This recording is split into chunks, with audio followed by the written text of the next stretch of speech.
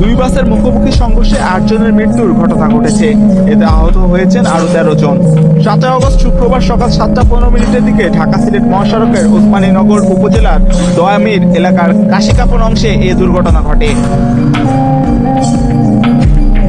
স্থানীয় সূত্রে জানা যায়, ঢাকা থেকে সিলেটগামী ইউনিক পরিবহনের একটি যাত্রীবাহী বাসের সঙ্গে বিপরীত দিক থেকে আসা বেঙ্গল পরিবহনের আরেকটি বাসের মুখোমুখি সংঘর্ষ হয়। সংঘর্ষের তীব্রতায় ইউনিক পরিবহনের বাসটি নিয়ন্ত্রণ হারিয়ে সড়ক থেকে ছিটকে পাশের খাদে পড়ে যায়। দুর্ঘটনায় ঘটনাস্থলে 7 জনের মৃত্যু হয়। পরে গুরুতর আহত এক শিশুকে Sylhet MAG Osmani medical college হাসপাতালে নেওয়ার পথে তার মৃত্যু হলে নিহতের সংখ্যা বেড়ে 8 জনে দাঁড়ায়।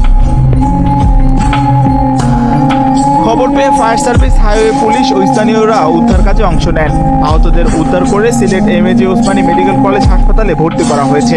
নিহতদের মরদেহ উদ্ধার করে ময়নাতদন্তের জন্য হাসপাতালে মর্গে পাঠানো হয়েছে। শেরপুর হাইওয়ে থানার ভারপ্রাপ্ত কর্মকর্তা জানান, নিহতদের পরিচয় শনাক্তের কাজ চলছে। দুর্ঘটনা কবলিত বাস দুটি সরিয়ে নেওয়ার পর মহাসড়কে যান চলাচল স্বাভাবিক হয়েছে। এই ঘটনায় আইনগত প্রক্রিয়া চলমান রয়েছে।